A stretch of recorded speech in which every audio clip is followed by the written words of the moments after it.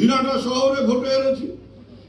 দিনাটা শহর, আমি এটা বলবো যে দিনাটা শহরের যে কমিটি আছে তারা যেমন দায়ী, দিনাটা শহরের বাসিন্দা আমিও দায়ী, কিন্তু সবচাইতে বেশি দায়ী হচ্ছে কয়েকজন কাউন্সিলর।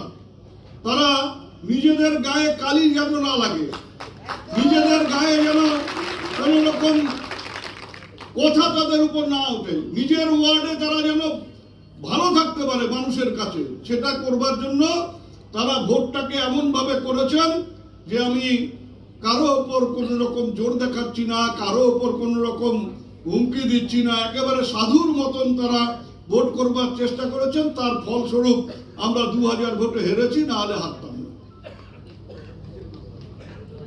আমি শুধু তাদের বলবো, জানি না আজকে যারা 16 জন কাউন্সিলর আছেন তাদের মধ্যে কতজন পরবর্তী নির্বাচনে টিকিট পাবেন সে তো দল ঠিক করবে।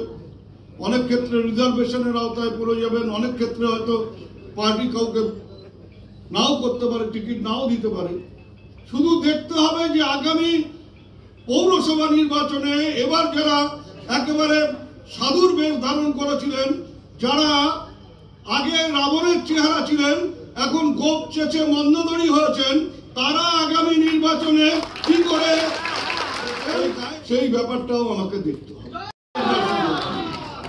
অর্থাৎ আমার ভোটে আমি বিনা প্রতিদ্বন্দ্বিতায় জিতবো, সেখানে কোনো প্রার্থী থাকবে না। আর বিধানসভা নির্বাচনে, লোকসভা নির্বাচনে আমি সাধু হয়ে যাব, এই জিনিস চলতে পারে না। আগে নিজে সাধু হবেন, নিজের ভোটের সময় সাধু হবেন, জিতে এসে প্রমাণ করবেন, তারপরে আপনি অন্য নির্বাচনের সময় প্রমাণ করবেন। আর